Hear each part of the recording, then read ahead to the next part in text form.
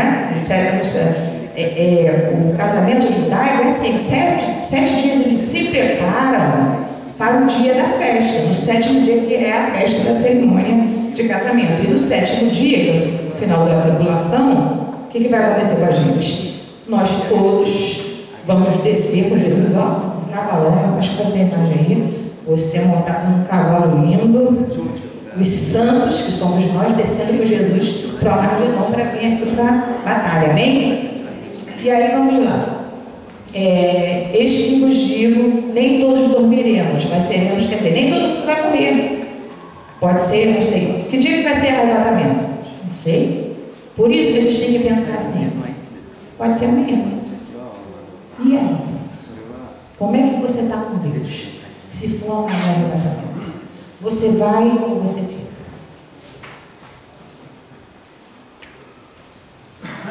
Eu tenho uma coisa que eu aprendi, que um dia eu vou ter, por isso que Deus, sabe, eu era uma pessoa super tímida, não assim, ao extremo como uma pessoa, mas assim, microfone se me der, para eu falar em público, a minha voz ia sumindo, apesar de ser, sempre gostei muito de estudar, tudo, mas as nossas limitações carnais nos fazem parar, sabe? Então, medo de falar, cada vez que eu ia pregar, dor de barriga, negócio, não sei quem já passou por isso, que já teve a experiência de vir dar uma palavra, né? Dá um nervoso, isso, gente, melhora um pouco, tá? Que a pastora, eu já perguntei para a pastora, melhora um pouco, mas não passa não. Aí isso é até bom, porque senão a gente fica orgulhoso.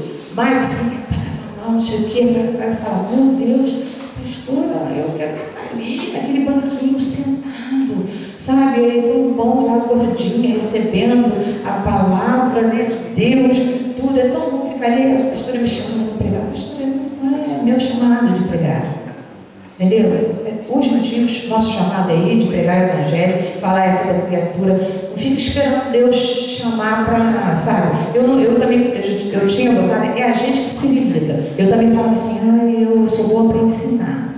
Esse é o meu chamado, para ensinar. Mas eu não consigo falar,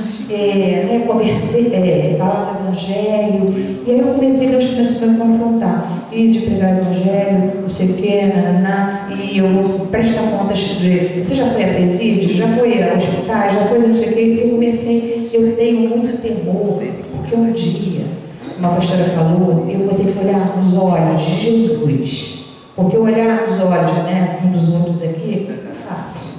Ainda mais a gente que se ama, mas olhar nos olhos do meu Jesus, que morreu naquela cruz por mim, e falar, minha filha, eu te dei sabedoria, eu te dei saúde, eu te capacitei, eu te dei tantas oportunidades, e você fez o quê? Tem uma parábola que fala dos talentos. Alguém conhece a parábola dos talentos? Que uns pegaram os talentos e multiplicaram, outros, né? Não fizeram alguma coisinha, outro enterrou o talento. Tem muitos aqui enterrando seus talentos. Amém? Não faça isso não. Porque você vai ter que apresentar, Deus vai pedir contas desse talento para você. E aí eu falei, Senhor, mas eu não consigo. E ele falou, porque a vaidade, a soberba, ele falou para mim, você não pode nada não, minha filha. Você não tem boca para falar. Sou eu que vou te capacitar. Eu capacito os escolhidos, amém? Você é um escolhido, Ele vai te capacitar. Você não tem capacitação nenhuma. Nem toda sabedoria, eu sei até espanhol, eu sei até inglês, eu amo estudar. Pouco importa, mas eu não consegui abrir a boca. Não interessa a sabedoria, o que você tem, o feio, gordo, magro, não interessa. Quem te capacita é Deus. E aí eu também estava me limitando com essa ousadia de pregar o Evangelho, e Deus falou de libertar os cativos. Agora, quando a gente voltar, eu vou fazer um encontro de casais no presídio. Eu tenho pedido isso a Deus. Deus, eu quero chegar na tua presença e falar, Senhor, eu pude apresentar tudo, né? Eu sei que eu não vou conseguir, porque a gente não consegue fazer tudo que Jesus pede para a gente fazer. O que a gente faz é infinitamente pouco. Mas sabe, então eu quero o máximo possível falar, Jesus, porque vai ser muito duro esse olhar nos meus olhos. E ele fala, minha filha, tantas oportunidades, tantas oportunidades. Amém? E vamos já voltar então. Alguns aqui está dizendo que nem todos morrerão. Lá está em 1 Coríntios, está falando essa passagem. Nem todos morrerão. né? Pode ser que a nossa geração seja arrebatada, a gente passe direto, nem vamos passar pela morte, vamos ser arrebatados direto. Amém? Pode mudar para mim, por favor, os lábios. E aí, olha lá, e a manchete, porque o anticristo, ele já falei, que ele pode já ter até nascido, né? Pode estar por aí, não sei, já pode ter nascido, não sei que idade ele está, não sei que horas vai ser o arrebatamento.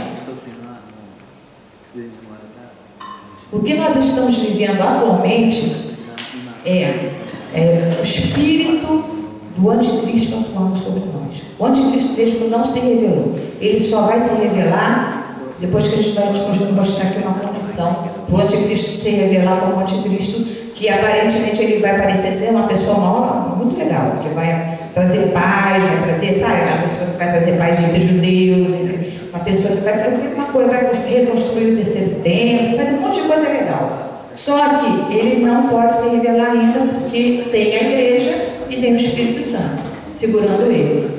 Mas olha que quando formos arrebatados, todos nós, em nome de Jesus, olha a manchete que vai sair por aí. A manchete será, né, que os crentes serão abduzidos. Ué, o pessoal sumiu, o que aconteceu? Né? Foi uma nave espacial, os ETs, vão inventar, não vai ser as manchetes, vai ser umas coisas assim para, né, disfarçar que a igreja foi arrebatada. Como é que você vai explicar que alguns vão sumir e outros vão ficar? Agora, tem uma condição para essa igreja ser arrebatada. Pastor, eu estou na igreja, estou na igreja de segunda a domingo, né? Eu estou na igreja de segunda a domingo. Mas você pode estar na igreja, mas você pode ser um religioso, como a pastora falou, crente carnal. Você vem aqui para... Vocês me perdoem, mas eu também sou muito sincera, não. Tem pessoas que vêm aqui para buscar as bênçãos. Tem. Jesus andava com discípulos e multidão. Discípulo é aquele que paga o preço, que pega a sua cruz e anda, né? E a multidão, o que andava atrás de Jesus? Opa, está acontecendo um milagre ali. Vamos lá, Jesus está acontecendo. Então eu sei, gente, que a gente está passando muita aflição. Eu sei que a gente tem que realmente estar buscando ajuda aqui. Aqui é o lugar de ajuda. Aqui é o grande hospital de Deus. Só que você não pode só esperar a sua bênção. Amém? Você tem que fazer alguma coisa. Aí eu fui abençoada, Deus restaurou meu casamento, não fui abençoada. Eu preciso, e Deus falou. E quando você é restaurado, tem muitos problemas, eu não sei aqui como é que é o problema com drogas, né? Mas lá cocaína, crack. Tem homens que foram completamente libertos, sem uma internação. Libertos de droga, cocaína, e quando a gente é liberta de uma coisa, quando a gente passa, como eu passei, por uma restauração do casamento, a gente recebe uma unção, porque você venceu as trevas sobre aquilo. Então você tem que ir ajudar outros casais. Você já pensou, Deus já restaurou o meu casamento, que beleza, agora eu estou bem, eu não vou fazer nada do que Deus fez. Eu tenho que testemunhar, eu tenho que ajudar outros casais, eu tenho que... Amém? Então, se as pessoas lá que foram convertidas e foram libertas de droga, hoje estão ajudando outros viciados. Então, você tem que ajudar no trabalho, porque Deus fez alguma coisa. Cada um tem alguma, de repente, algum testemunho. E ali você pode usar. Mas olha o que Jesus, ele espera o noivo. Quem é Jesus? É o noivo, não é? Quem somos nós? A noiva de Cristo. Está em Cantares.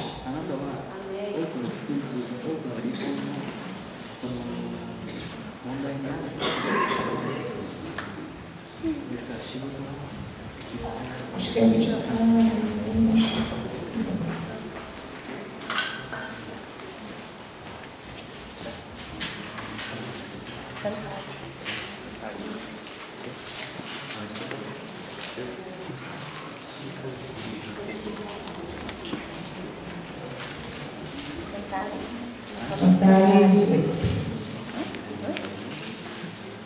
Cantares fala muito noivo e a noiva, não é verdade?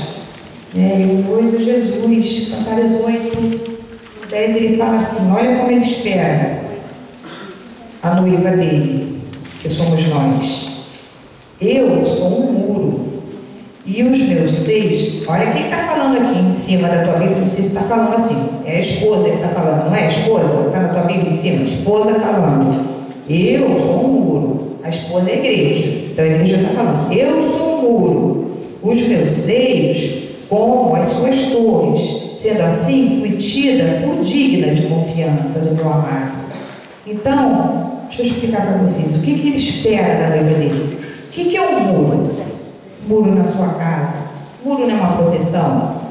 Muro, se teu muro estiver quebrado, né, geralmente a gente entra aqui um muro meio quebradinho, né? Aí eu cheguei com um caquinho na igreja. Mas Deus, ele restaura o nosso muro. Nós temos que ser um muro, né, de proteção, até para proteger outras vidas. Então ele espera uma igreja assim, como um muro, restaurado, tá? E os meus seios, quando ele fala os meus seios, tem pessoas que não têm entendimento da palavra, falam, ai, está falando de área sexual, não tem nada a ver com isso. Seios, uma mulher criança tem seios? Não, seios mesmo, né? Maduros, né? Não tem. Então, ele espera uma noiva madura. Ele não espera uma noiva criança. A gente, claro, a gente chega na igreja, tem os bebês da fé. A gente chega na igreja, é bebezinho na fé, recebe leitinho, recebe mingauzinho. Mas tem gente que está aqui não sei quantos anos na igreja e quer leitinho, e quer mingauzinho, entendeu? Há tempo para tudo. A gente tem que crescer. Não é porque eu sei que tem muitos jovens, mas vocês, não sei quanto tempo tem gente criada no Evangelho. Eu tenho 10 anos de conversão. E uma mulher veio para mim, no primeiro casamento que a gente fez, a mulher tinha 9 anos de conversão e falou que nunca tinha sido batizada. Eu falei, em 10 anos eu virei pastora. Para honra e glória do Senhor, não é nada meu não, mas assim, porque eu não sentei no banco e sabe, cada vez eu queria mais. Assim tem que ser a nossa sede. Nós temos que estar preparados para o noivo, né? Como é que uma noiva espera para casar? Espera espera bonitona, se prepara, bota, né, uma coroa, adornos, se prepara. A gente tem que estar preparada para receber esse noivo. Você tem amadurecido? Ou você vem aqui e continua recebendo aquelas palavras? Isso é daqui, obrigada Senhor, me ajudou, aqui uma bênção, melhorou, e daqui a pouco volta. Só vem aqui para receber a bênção. E o que você tem feito para ajudar outras vidas? Não é, eu estou falando que você pode chegar para o teu vizinho, né? Você recebeu uma bênção, e o teu vizinho pode, de repente, estar batendo na tua porta. Gente, eu sei que é difícil, muitas vezes me ligavam, e eu estava na minha casa, e uma briga, às vezes até dentro da minha casa. Né? Eu tinha acabado de brigar com meu marido, e uma mulher chorando, falando, brigando com meu marido, não sei o quê. Eu falava assim, Senhor, aqui em casa. Aí o Senhor falava, em casa esquece, eu cuida dela. Não, vamos orar, vamos ter fé. E gente, a gente trabalha e Deus trabalha na nossa casa. Quando eu via, as coisas estavam se resolvendo dentro da minha casa, porque eu parei para ajudar aquela vida. Eu falava, meu Deus, tem misericórdia da minha vida, né? Porque eu tenho que levei uma palavra de fé, orei com aquela mulher, né? E era assim uma situação que a mulher que estava sendo espancada, e se ela ia denunciar para ele ir para a cadeia ou não, olha só. Quem sou eu para fazer? Eu falei, irmã, vamos desligar o telefone. Tu bota teu joelho no chão daí, que eu boto meu joelho no chão daqui, porque eu não sou Deus. Eu não sei qual a direção que Deus vai dar. Tu bota daí, eu boto daqui. Daqui a pouco a gente se liga e vamos ver o que Deus fala com a gente. Oramos, entendeu? Depois ligamos, enfim.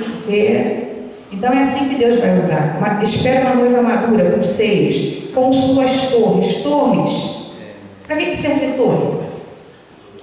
Para a gente vigiar. Não é? A gente tem que ter torre para ficar vigiando.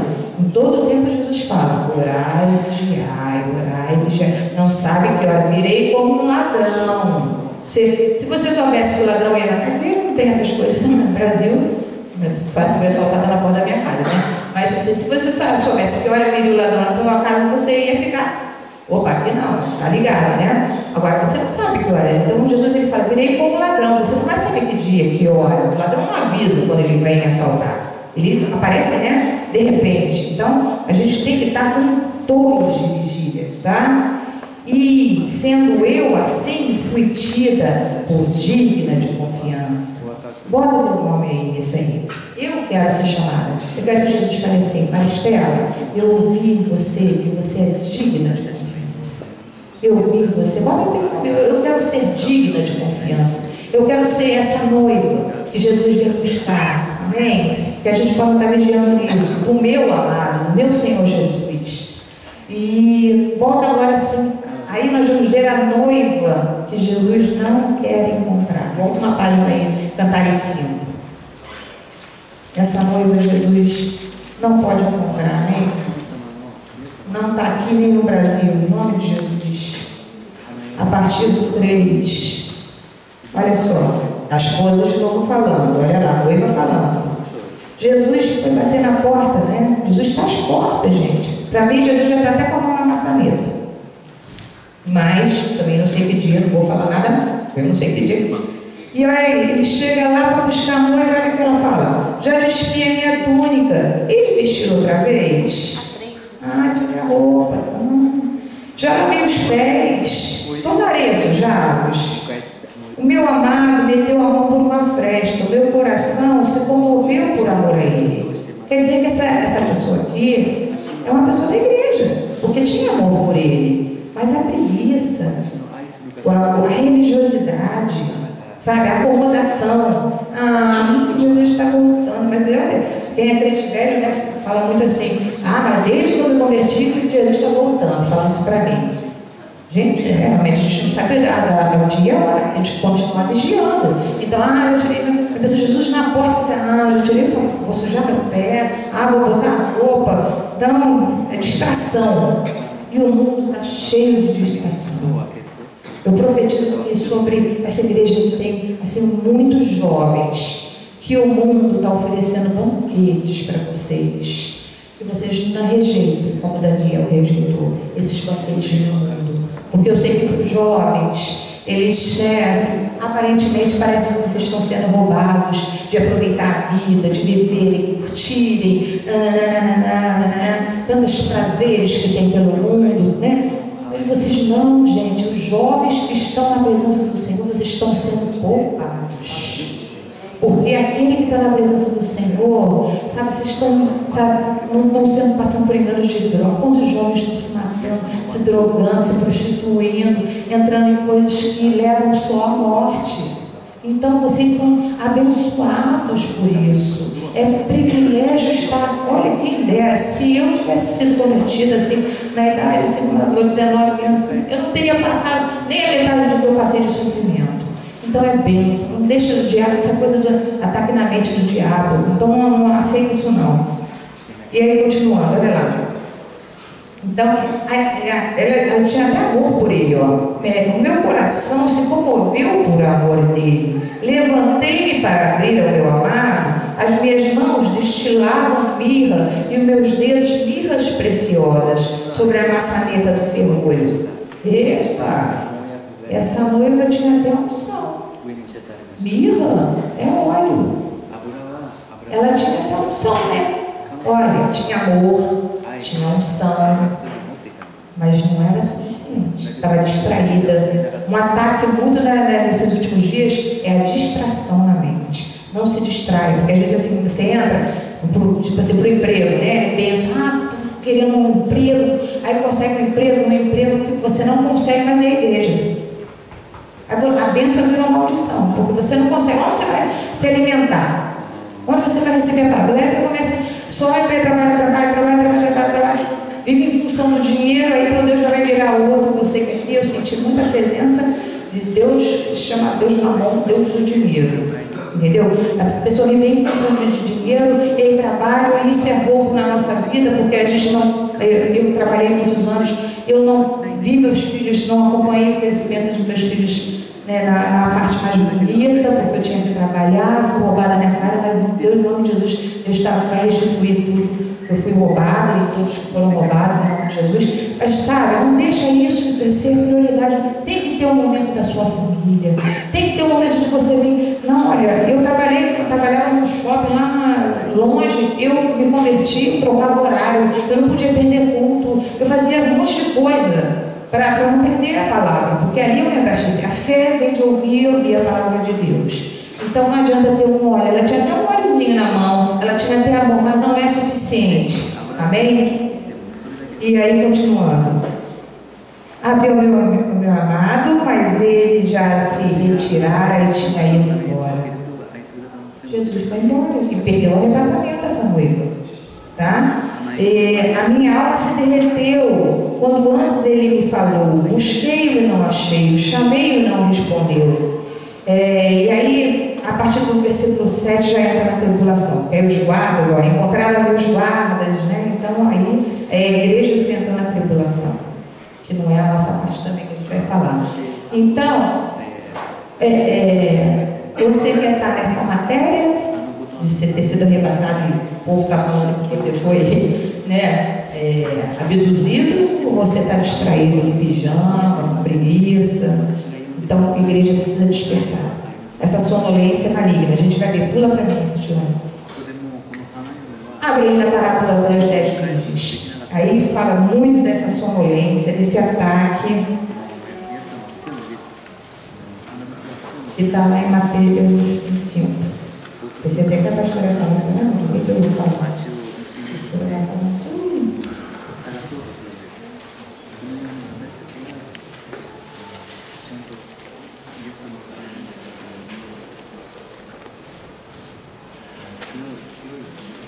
10, sempre que a gente fala de 10 é o número da igreja. Sempre que você lê sobre na Bíblia, falando de 10, significa igreja. Então é uma parábola para 10 virgens. Então é uma parábola da igreja, tá? Vamos prestar atenção nessa parábola, né?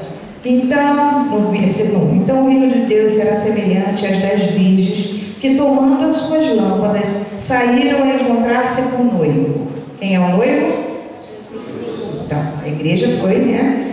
5 dentre delas eram nécias e 5 prudentes. Nécias estavam distraídas, né? 5. Então, as 10 estavam dentro da igreja, não estavam?